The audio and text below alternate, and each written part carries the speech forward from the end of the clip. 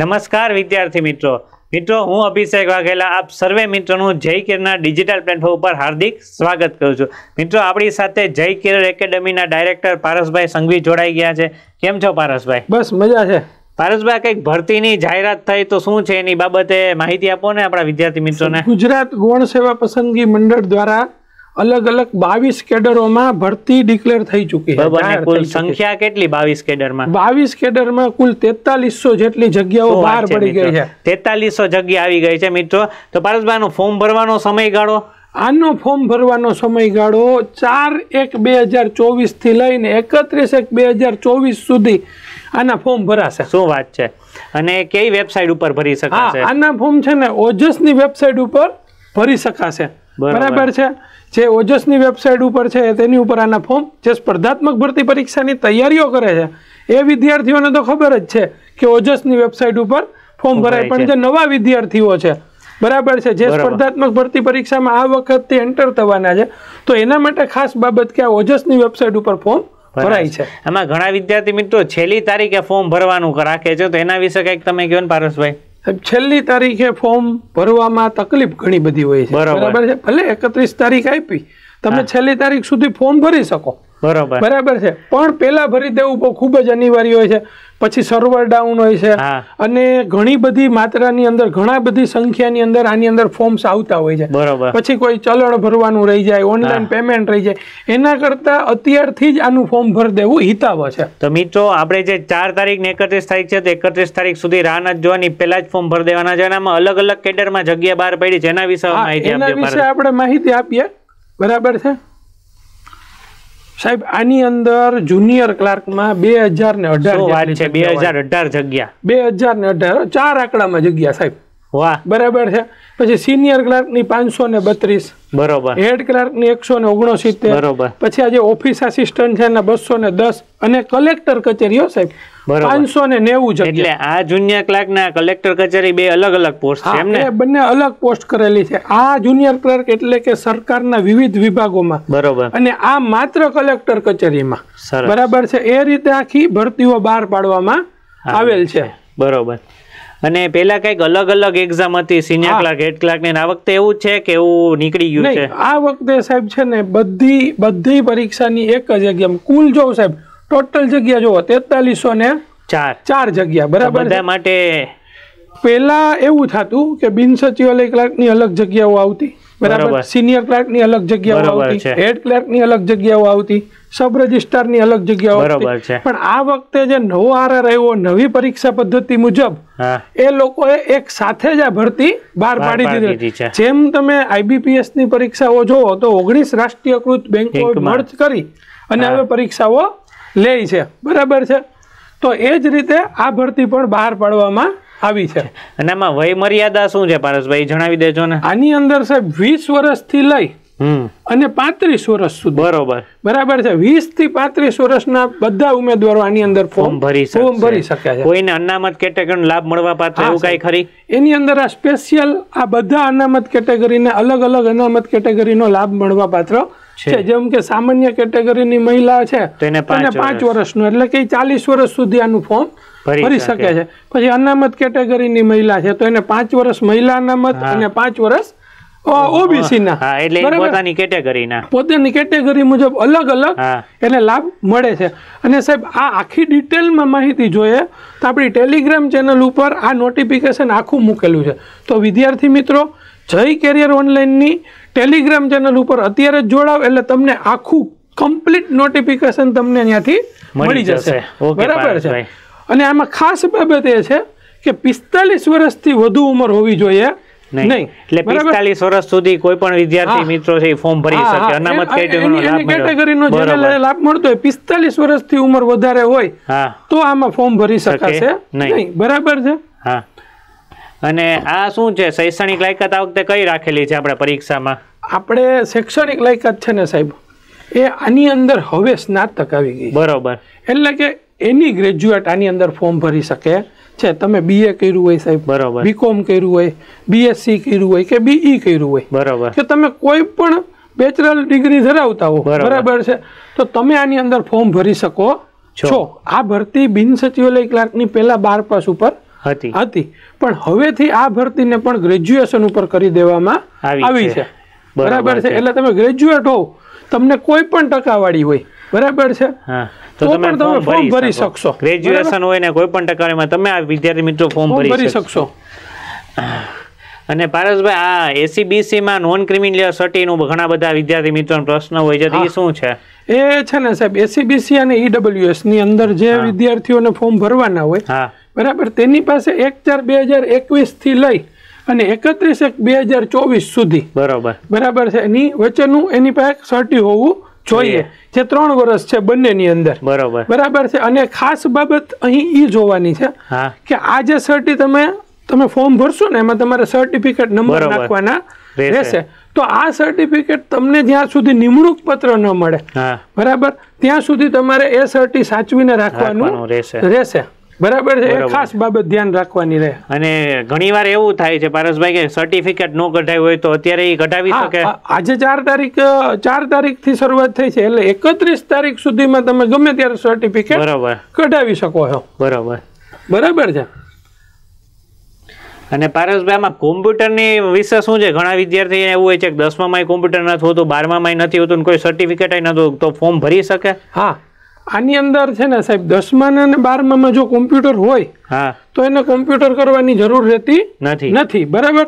પણ માની લ્યો કે એની પાસે અત્યારે 10મામાં 12મામાં કે એની ગ્રેજ્યુએટ થયા ત્યાં સુધીમાં માની લ્યો એની પાસે કોઈ કોમ્પ્યુટરની નોલેજ નથી, પણ એ લોકો પણ ફોર્મ ભરી શકશે, અરજી કરી શકશે. બરાબર છે, આમાં લખેલું જ છે પ્રમાણપત્ર ન ધરાવતા, જો પ્રમાણપત્ર ન ધરાવતા પણ અરજી કરી શકશે. પણ આમાં એવું હશે ને કે નિમણૂક પત્ર પહેલા એની પાસે પ્રમાણપત્ર હોવું એની અંદર છે ને સાહેબ સ્પષ્ટ લખ્યું છે કે નિમણૂક પત્ર મળે એની પહેલા એને આ પ્રમાણપત્ર રજૂ કરી દેવાનું રહેશે.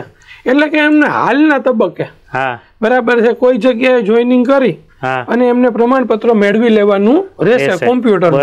બરાબર છે. અને ફી આ વખતે પારસભાઈ બહુ વધારે રાખી છે, 500 રૂપિયા રાખી છે, વધારે ન કહેવાય આ ફી? બરાબર છે, પણ આ વખતે સાહેબ છે ને એની અંદર 500 રૂપિયા ફીસ, અને બીજી કેટેગરી છે જનરલ કેટેગરી માટે 500 રૂપિયા, અને બીજી અનામત બીજી અલગ અલગ કેટેગરી છે એના માટે 400 રૂપિયા ફી રાખેલી.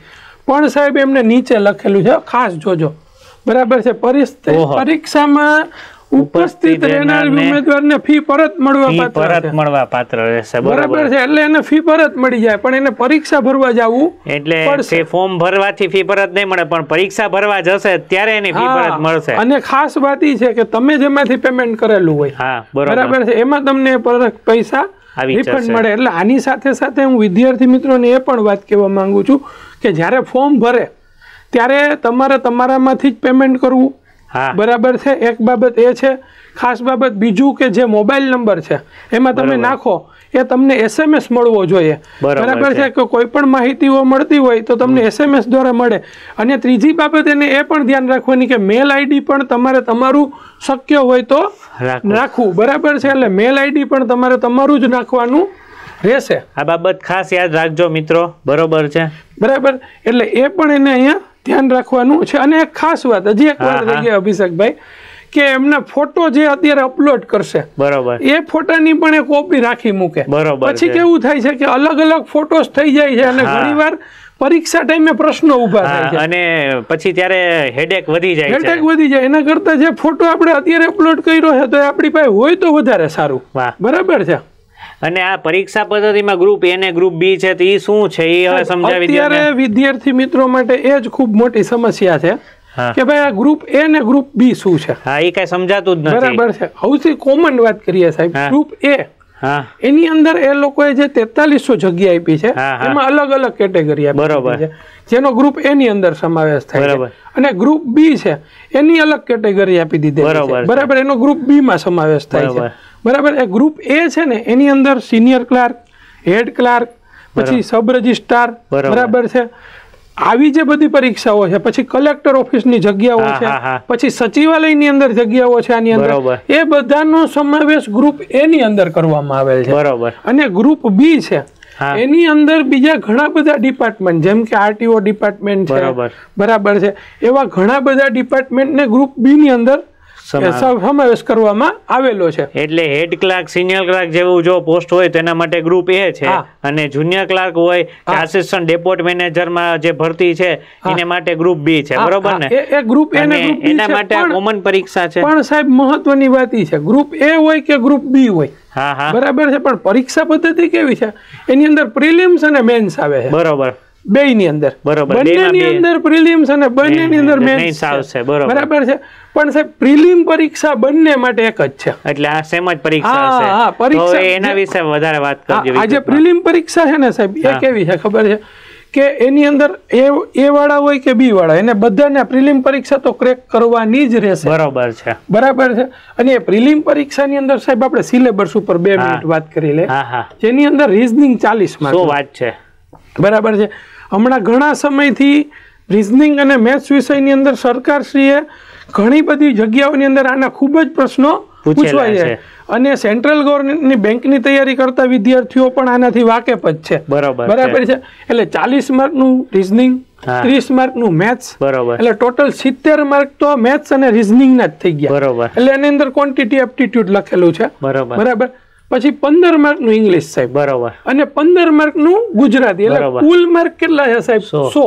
અને સમયગાળો કેટલો હશે? અને સાહેબ એનો સમયગાળો છે ને એ 60 મિનિટ, એટલે 1 કલાકનો રહેશે. 1 કલાકમાં 100 ક્વેશ્ચન ના તમારે જવાબ દેવા પડશે, બરાબર. અને પછી આ એમસીક્યુ બેઝ ટેસ્ટ, બરાબર, આ એમસીક્યુ બેઝ ટેસ્ટ છે, બરાબર છે.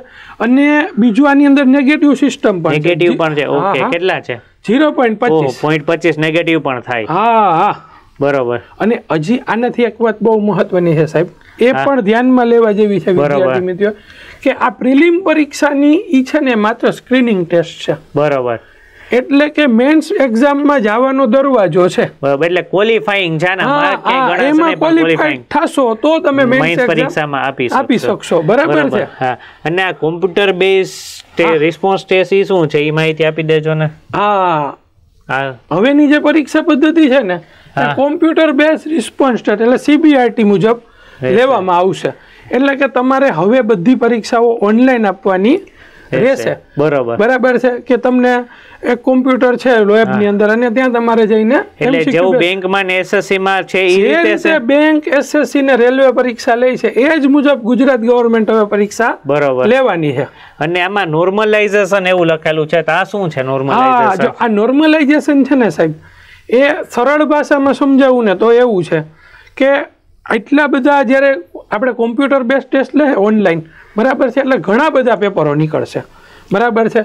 જે ઉમેદવારની સંખ્યા છે, હાલમાં જે ફોરેસ્ટની ભરતી પરીક્ષાઓ છે એ યોજાવાની છે, તો એમાં 7 દિવસ સુધી પેપરો નીકળવાના છે, અને રોજના 3 પાર્ટની અંદર એ પેપરો નીકળશે. એટલે કુલ મારા મત મુજબ 21 જેટલા પેપરો નીકળશે. તો ઘણા પેપર અઘરાઈ હોઈ શકે, ઘણા મીડિયમ હોઈ શકે, ઘણા હેલા પણ હોઈ શકે, એવું બની શકે 21 માંથી, બરાબર છે. એટલે એ બધાની સરેરાશ કાઢીને એની નોર્મલાઇઝેશન કરે. જેનું પેપર અઘરું હશે, બરાબર, તેને માર્ક વધશે. જે પેપર સરળ હશે તેને માર્ક ઘટી પણ શકે, બરાબર છે. એટલે આ નોર્મલાઇઝેશન થયા બાદ જ તમને કટ ઓફ માર્ક્સ નક્કી કરવામાં આવશે. એટલે કોઈ વિદ્યાર્થી મિત્રની શિફ્ટમાં અઘરું પેપર આવી ગયું તો મૂંઝાવાની જરૂર નથી, સરેરાશ પેપર નીકળશે, બરાબર. અને એ આધારે જ કટ ઓફ માર્ક્સ નક્કી, એ આધારે જ કટ ઓફ માર્ક્સ નક્કી થશે, બરાબર છે. અને આ ગ્રુપ A માં ફોર્મ ભરી શકીએ કે B માં ફોર્મ ભરી શકીએ કે શું છે, એના વિશે માહિતી આપી દેજો ને સાહેબ. અત્યારે તમે ગ્રુપ A માં ફોર્મ ભરી શકો, B માં ફોર્મ ભરી શકો, તમે ગ્રુપ A માં ફોર્મ ભરી શકો છો, B માં પણ ફોર્મ ભરી શકો. અને કઈક 7 ગણાની પણ વાત કરેલી છે. આ વાત ખાસ છે કે 7 ગણા ઉમેદવારોને આ પરીક્ષાની અંદર પાસ કરવામાં આવશે, પ્રિલિમ પરીક્ષા, બરાબર છે. એટલે કે અત્યારે 4300 જેટલી જગ્યાઓ બરાબર છે. એટલે કે 30,000 કેન્ડિડેટને આ પરીક્ષામાંથી પ્રિલિમ પાસ કરીને મેન્સ સુધી લઈ જવામાં આવશે, બરાબર છે. એટલે આ રીતે એનું આખું આયોજન છે. અને બીજું વિદ્યાર્થી મિત્રો, આ ગ્રુપ A અને ગ્રુપ B, માની લ્યો કે કોઈ વ્યક્તિ વર્ગ 3 ની અંદર અત્યારે તૈયારીઓ કરે જ છે, તો એને સિનિયર ક્લાર્ક, હેડ ક્લાર્કની પરીક્ષાઓ આપી છે, તો એ પહેલેથી સિલેક્ટ કરી શકે કે ભાઈ મારે ગ્રુપ A ની જ તૈયારી કરવી છે, બરાબર. ગ્રુપ B ની અંદર કરી શકે અને એની અંદર એક ઓપ્શન એવો હોય છે તમે બંનેની તૈયારી કરી એટલે મારી પાસે બે ઓપ્શન ખુલ્લા રહે. હા, તમે એ અને બી બંને ટિક આઉટ કરી શકો. બરોબર છે. એટલે જે નવો સ્પર્ધાત્મક પરીક્ષા ક્ષેત્રે જોડાયેલો છે કે તૈયારી કરે છે મિત્રો, જેની પાસે હાલ સરકારી નોકરી નથી, તો એને તો બે ઓપ્શન ટિક કરવા જોઈએ ને. બંને ટિક કરવા જોઈએ એવી અમારી સલાહ છે કે ભાઈ ગ્રુપ એ અને ગ્રુપ બી બંનેની અંદર તમે ક્વોલિફાય કરો. અને આ લઘુત્તમ લાયકાત ધોરણ એટલે એ શું છે પારસભાઈ, એ સમજાવી દેજો ને. એની અંદર અત્યારે લઘુત્તમ લાયકાત ધોરણ છે જે આ 100 માર્કનું પેપર લેવાશે, બરાબર, અથવા તો મુખ્ય પરીક્ષા લેવાશે, બરાબર. આ બંનેની અંદર તમારે 40% માર્ક લેવા ક્વોલિફાઈંગ સ્ટાન્ડર્ડ છે, બરાબર. એટલે મિનિમમ 40% માર્ક આવવા જોઈએ, 40% લેવા જ પડે. અને કોઈ પણ કેટેગરીના ઉમેદવાર હોય બધાએ 40% લેવા કેવા છે, કમ્પલસરી છે, બરાબર છે. એટલે 40% માર્ક તો હોવા જ જોઈએ. પ્રિલિમ્સ માં જોશે અને મેન્સ માં જોશે. અને આ 40% માર્ક મળ્યા બાદ એનું કટ ઓફ નક્કી થશે, બરાબર છે. અને આ મેન્સ પરીક્ષા છે ગ્રુપ એ ની, એમાં શું છે સિલેબસ, એની કઈક માહિતી આપી દેજો. જે આ મેન્સ પરીક્ષા છે ગ્રુપ એ ની, બરાબર છે, એની અંદર છે ને ડિસ્ક્રિપ્ટિવ પરીક્ષા આવશે. તમે પ્રિલિમ પરીક્ષા પાસ કર્યા છો કે અમારે ગ્રુપ એ ની પરીક્ષા આવે છે, બરાબર છે, તો તમારે ડિસ્ક્રિપ્ટિવ પરીક્ષા આવશે. તેની અંદર 3 પેપર હશે, ગુજરાતી, અંગ્રેજી અને જનરલ સ્ટડી. એટલે કે આ લેખિત પરીક્ષા તમારી આની અંદર આવશે. અને ટોટલ 100 માર્ક ને 150 એટલે 350 માર્ક તમારે મુખ્ય પરીક્ષામાં હશે. અને એના માટે તમને દરેક પેપરની અંદર 3 કલાકનો ટાઈમ આપવામાં આવશે, બરાબર છે. અને આ ગ્રુપ એ માટે છે. ગ્રુપ બી માટે પણ હશે ને? આ ગ્રુપ બી માટે પણ અલગથી પરીક્ષા પદ્ધતિ છે, બરાબર છે. અને ગ્રુપ એ અને ગ્રુપ બી મુખ્ય પરીક્ષા વિશે પણ આપણે અગાઉના સમયમાં વિડીયો બનાવશું કે મુખ્ય પરીક્ષાની તૈયારીઓ પણ કેમ કરવી, બરાબર છે.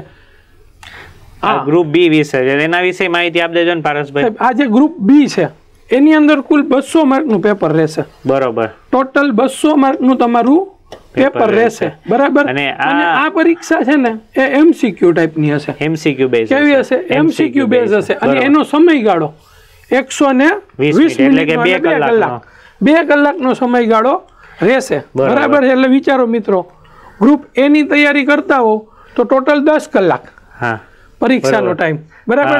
3 કલાક ગુજરાતી, અંગ્રેજી અને GS નો, અને એક પ્રિલિમ પરીક્ષા એટલે 10 કલાક. અને જો તમે ગ્રુપ બી ની તૈયારી કરતા હો તો તમારે 3 કલાક પેપરની થશે, બરાબર છે. ને ગ્રુપ એ ને બી માં, આ બી માં ખાસ વાત એ પણ જોવાની છે સાહેબ તમારે આમાં કે આમાં રીઝનિંગ છે 40 માર્ક, જે આપણે પહેલા હતું જ, બરાબર છે. એ પાછું આમાં 40 માર્ક નું છે જ, બરાબર છે. પ્લસ માં 15 માર્ક નું ઇંગ્લિશ હતું. પાર્ટ 1 ની અંદર 15 માર્ક નું હતું, આમાં 20 માર્ક નું છે. આમાં ગુજરાતી 20 માર્ક નું છે. એટલે તમારે મુખ્ય પરીક્ષા માટે એટલા મુદ્દાઓની અંદર ત્યારે પાછી તૈયારીઓ ચાલુ રાખવી પડે. ખાસ બાબત છે આની અંદર, બરોબર છે, બરાબર. એટલે ગ્રુપ એ અને ગ્રુપ બી, બરાબર. આ રીતનું આખું આનું આયોજન છે અને માળખું છે, બરોબર. ખૂબ જ સરસ માહિતી આપી પારસભાઈ. અને ઘણા બધા વિદ્યાર્થી મિત્રોને જે મૂંઝવતા પ્રશ્ન હતા કે ખબર નહોતી પડતી કે શું છે, તેના વિશે ખૂબ જ સરસ રીતે તમે ગાઈડ કર્યા. આવી જ રીતે મિત્રો જોડાયેલા રહેજો. પારસભાઈ, તમારે કઈ કહેવું હોય તો? અને વિદ્યાર્થી મિત્રો, જય કેરિયર ઓનલાઈનની અંદર પણ આની સ્પેશિયલ બેન્ચ મૂકવામાં આવશે ટૂંક સમયમાં જ, બરાબર છે. અને જય કેરિયર એકેડમી ઓફલાઈન તેની પણ આપણે 11 તારીખથી બેન્ચ શરૂ કરીએ છીએ સવારના સમયની, તો એનો પણ તમે લાભ લેજો. ઓકે વિદ્યાર્થી મિત્રો, જય હિન્દ, વંદે માતરમ.